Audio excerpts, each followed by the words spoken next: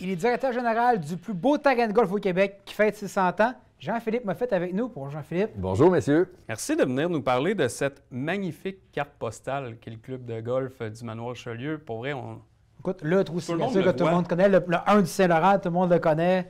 Bien, merci beaucoup de me recevoir. C'est très apprécié. Puis ça fait plaisir de venir partager toutes ces bonnes nouvelles et belles activités qu'on aura en 2025. Bien justement, le club fête ses 100 ans cette année. Qu'est-ce qu'on fait de spécial? Écoute, plusieurs activations cette année. Premièrement, l'équipe des ventes du Manoir a fait un travail exceptionnel. Donc, Caroline, notre directrice des ventes, que j'y lève mon chapeau, c'est vraiment elle qui a travaillé très, très fort pour réaliser tout ça. Donc, premièrement, bien, une belle collaboration avec le Musée de Charlevoix. On va avoir une exposition sur les 100 ans du golf qui vont être présentées. Donc, on va l'avoir à l'intérieur de l'hôtel, dans le lobby de l'hôtel. Vous ne pourrez pas le manquer à la réception. Mais pour les gens qui ne couchent pas à l'hôtel nécessairement, on l'aura au golf aussi à plus petite échelle, mais la même exposition qui sera présentée quelque part dans le chalet. Donc ça, c'est gratuit. C'est gratuit. Tout va être gratuit à l'exception de l'événement du 19 juillet qui va être le tournoi du 100e. Je continue, bien évidemment, tout ce qui est marchandises de boutique, tout ce qui est répertoire de marque de balles, les polos, les logos, tout ce qui est logoté, les cartes de pointage, les fanions, tout va être à l'effigie du 100e cette année. Collaboration avec la microbrasserie Charlevoix, on va avoir notre bière du 100e qui va C'est être... important, la bière au golf. Ben, ouais, On va le dire, c'est important. Tirer le trou, c'est Pour la force. les bons moments et les pires. Absolument. Bien, pourquoi pas joindre l'utile à l'agréable, prendre une super bonne bière de Charlevoix puis avec un beau souvenir, la garder comme souvenir avec une carte postale de... C'était les anciens tags des valises au manoir dans les années 30, 40. Donc, on a tout ça qui va être en lien avec Alain Chaput, un historien dans le golf. On a fait un livre souvenir du 100e anniversaire du golf. Donc, il parle vraiment de l'histoire depuis 1925 jusqu'à aujourd'hui. Tous les pros, tous les chalets, tout ce qui s'est passé. Donc, un beau souvenir pour les nostalgiques qui va être en vente à la boutique du golf. On l'aura de ce côté-là aussi. À quel point le golf c'est pour eux, moi, je trouve ça magnifique. À quel point le golf a changé en 100 ans? Et pas juste, bon, le golf en tant qu'athlète, mais le parcours. On n'a pas changé beaucoup parce que ça a toujours été touristique. Ouais. Et les gens locaux, puis je pense qu'on adresse encore bien aujourd'hui la clientèle Peut-être touristique. même mieux qu'avant. Oui, tout à fait. Puis la clientèle touristique est notre clientèle première et le local est encore très important pour nous. On garde toujours les tarifs. On en reparlera peut-être plus tard un petit peu. Oui.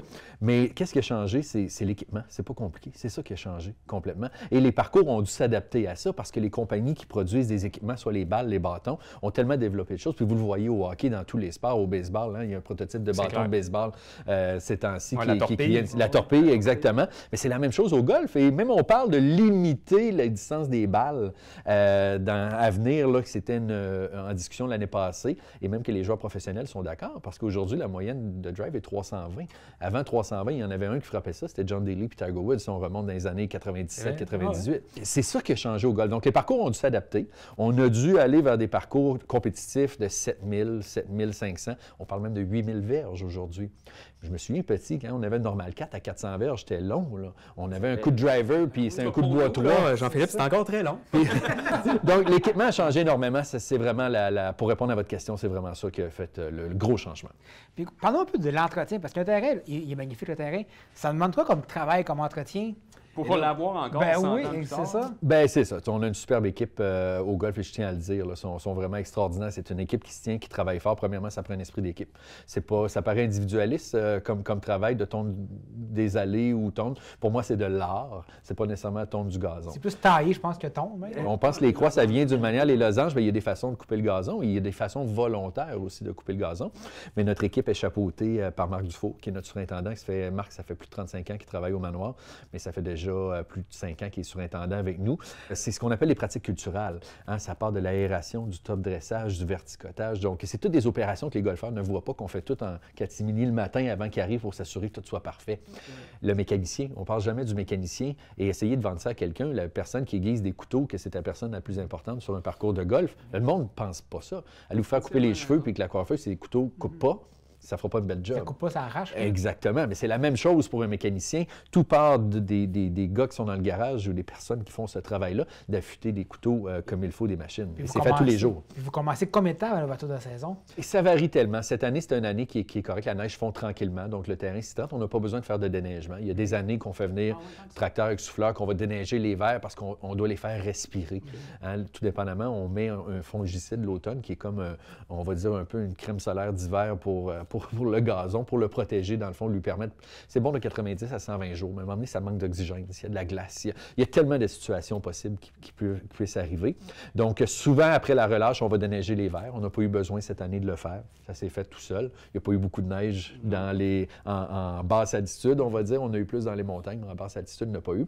Donc, mais l'équipe commence, nous autres, on a un collègue qui est passé, juste aller finir d'enlever la neige, de la glace sur certains verres, mais l'équipe commence toute la semaine prochaine au complet. Puis une semaine, on est capable de se revirer, mettre un terrain praticable. Ça, c'est imminent, là. 9 mai. Je suis content de parler à un spécialiste parce que le golf, la popularité du golf a été un peu en montagne russe. En tout cas, moi, c'est la perception que j'ai eue. Il y a tout le temps eu l'effet Tiger Woods qui ramenait des disciples au bercail, mais sinon, il y a eu des hauts, il y a eu des bas. On se situe où présentement? Je pense qu'on est vraiment dans un haut. Puis c'est rare de dire ça, mais merci à la COVID. Parce que la COVID a à un certain moment sauvé le golf. Et souvenez-vous, le 5 juin 2020, quand le gouvernement a dit que vous pouvez recommencer à pratiquer vos activités, dont le golf était le seul sport qui était praticable de façon sécuritaire. Et ça a été fou, ça a relancé le golf parce qu'on est allé chercher toute une clientèle de jeunes familles. Le golf, on avait les baby boomers, on avait quelques jeunes de 40-45 ans, puis après ça, on allait les plus jeunes. On était un gros 20 ans qu'on n'avait plus ces golfeurs-là. Et en 2020, bien, on a pu tout relancer ça. Et le golf est devenu l'activité prisée par toutes ces générations-là maintenant. Est-ce que c'est une question d'accessibilité? Je pense que c'est une question de choix et de priorité. C'est devenu comme une mode aussi dans un sens. Les terrains privés se sont ouverts beaucoup plus aussi qu'ils étaient à aller chercher cette clientèle-là. Il y a plusieurs façons de golfer pour moins cher aussi aujourd'hui. Les vacances d'hiver sont très intéressantes pour les golfeurs aussi, à bas prix, aller dans le sud. Et le golf, on parlait souvent que oui, c'est long, t'es longtemps sur un parcours, mais imaginez, vous jouez au golf avec votre petite famille, vous passez 4 heures et demie de temps de luxe ensemble. Il y avait l'argent aussi. Je pense que ça s'est adapté. Le golf était très fermé. Au ski, bon, on paye notre abonnement, mais on emmène notre lunch pour dîner la plupart du temps. Une fois de temps en temps, on va manger à la cafétéria, mais on ne peut pas manger toujours à la cafétéria. Donc, le golf, c'était vraiment fermé. Les gens n'amenaient pas leur lunch, il n'y avait pas de ci. L'habillement était... Pour dire les vrais mots, c'était pogné. Aujourd'hui, quelqu'un arrive avec un T-shirt. S'il est propre, on va dire c'est correct. Puis tu sais, souvent, avant, les jeans au golf. Hein? Aujourd'hui, les gens nous disent, bien là, écoutez, mon donné, il vaut pas mal plus cher que tes pantalons. C'est ça, pareil. Donc, il a fallu s'adapter. Plus obligatoire les chaussures de golf. On est dans un débat générationnel un petit peu parce que je vois souvent la dame au terrain d'exercice de peut-être la vieille génération de golf qui est habillée traditionnelle, qui voit la jeune fille qui est en jupe. Mais j'ai le goût de dire c'est comparable au ski. C'est comparable au ski dans le sens que, bon, ben, tu sais, il y a l'équipement, mais l'équipement, une fois que tu l'as, après ça, c'est ta passe, soit que tes membres ou soit, mais après ça, même affaire, tu as ta tenue à jour, puis tu en as d'autres qui ont un One Piece fluo, puis ça marche. Ah, absolument, absolument. C'est ça que je trouve extraordinaire, puis je prends la balle au bon parce que c'est un peu votre force. Vous célébrez, bon, les 100 ans du parcours, mais vous avez voulu que le local participe. Vous avez voulu que le local revienne s'approprier le terrain. Absolument. Puis ça a toujours été très important pour nous que le local puisse garder l'accès au manoir, que ce soit par le prix de l'abonnement et que ce soit par les prix des tarifs quotidiens aussi. Évidemment, il y a certains moments qui sont plus chers un peu, mais on aura toujours un moment dans la journée que ça va être moins cher que vous allez trouver votre compte. Pourquoi c'est important pour nous autres? Parce que je dirais que plus la génération baby boomer en montant là, qui joue encore beaucoup au golf aujourd'hui, mais la plupart de ces gens-là ont tous cadé au manoir Richelieu dans le temps. Donc, il y a de l'amour, il y a de l'émotion, il y a de l'histoire derrière tout ça.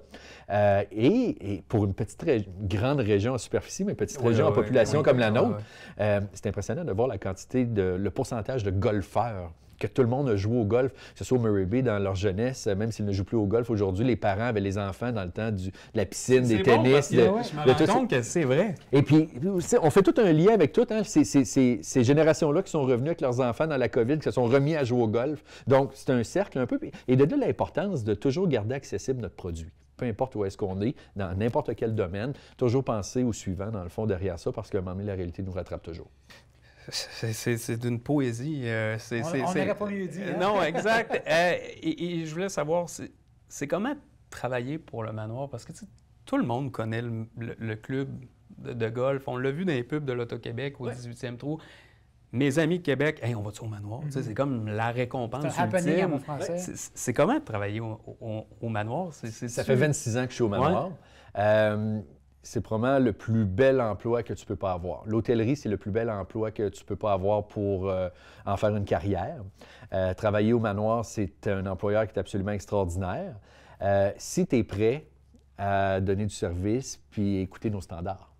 Souvent, c'est ça qui arrive. Puis on va toujours entendre, ils sont ci, sont ça, maintenant, comme n'importe quel employeur. Mais si tu es un chasseur à l'entrée de l'hôtel, un bagagiste, puis tu attends le client, tu es comme ça sur ton cellulaire, vous comprenez un petit peu. Puis on a tous tendance à le faire très rapidement maintenant. Aussitôt qu'on a 2 minutes, on regarde notre cellulaire. On est exigeant. Je ne le cache pas, on est exigeant dans les demandes, mais on fait du luxe, on fait du 5 étoiles et c'est ce qu'on s'attend. Et on voit les gens revenir travailler beaucoup au manoir. Les jeunes, et ils restent longtemps. Notre pourcentage de rétention a augmenté de beaucoup. Il n'était pas très bon dans le passé, on ne s'en cache pas, mais il est excellent maintenant. Et c'est un avantage parce que tes gens reviennent, sont déjà formés. Pour l'employeur, tu peux passer à une autre étape avec ces personnes-là. Donc, et on a tout ce qui vient avec, c'est les avantages qui viennent avec ça, que tu sois cadre, que tu sois collègue. Les avantages sont différents, mais tu vas trouver ton compte dans tout ça. On a des logements maintenant au manoir pour loger les gens. Donc, il y a plusieurs beaux avantages derrière ça. On a parlé de 2025, mais qu'est-ce qui s'en vient pour les prochaines années? Toi, qu'est-ce que tu aimerais comme DG, là? Ce que j'en fais une fierté du manoir, ce que toute l'équipe on a fait, c'est qu'on est devenu un must, si je peux employer l'anglicisme. Un incontournable. Un incontournable, puis les gens s'en font une priorité de venir au moins une fois par année jouer chez nous parce que c'est un incontournable, évidemment. Je veux continuer à améliorer le parcours et l'amener à un autre niveau. C'est peut-être quelque chose que les gens le voient et disent, « Donc, écœurant, votre parcours présentement, moi je le vois déjà ailleurs. » Mais comment tu fais pour améliorer un parcours? Qu'est-ce que tu peux apporter comme amélioration? Si tu ne mets pas une tonne d'argent d'un coup, tu ne peux pas le faire comme ça. Donc, on y va étape par étape. Moi, j'entends souvent, le manoir, ils ont de l'argent, le golf. C'est pas vrai. On a un bon budget d'opération, très, très bon budget d'opération, mais c'est pas moins, c'est pas plus qu'ailleurs non plus. On est des gestionnaires d'entreprise aussi. Tu corriges un fairway, tu modifies un verre, c'est quoi améliorer les départs, mais surtout le ménage. Après ça, je vais emmener de l'art sur le terrain de golf. Déjà un projet que j'avais parlé avec Martin Brisson à l'époque de faire sur des statuettes sur les départs. Là, l'année passée, on a un gars qui est semi-retraité puis qui a fait ça toute sa vie, nettoyer fait du fouet puis toutes ces choses-là. Il nous a tout nettoyé. Les plates-bandes, les arrangements floraux. J'ai Madeleine au golf qui est semi-retraitée également, qui elle s'occupe de nos fleurs. Fait qu'on en ramène, on en rajoute. Mais quand tu en rajoutes, il faut que tu les entretiennes. Tu as des coûts qui viennent avec ça. Fait que c'est continuer à mettre ça, que nos sous-bois soient tous en aiguille de pain. Un peu comme qu'on voit au Masters qu'on a eu il y a 2 semaines. Disons que c'est des beaux défis. Jean-Philippe, on aurait pu continuer pendant 1 heure ou un autre 100 ans. Bref, bon centenaire à toi et à toute ton équipe. Merci d'avoir pris le temps de nous parler aujourd'hui. C'est très, très apprécié. Merci beaucoup de l'invitation. Merci Jean-Philippe.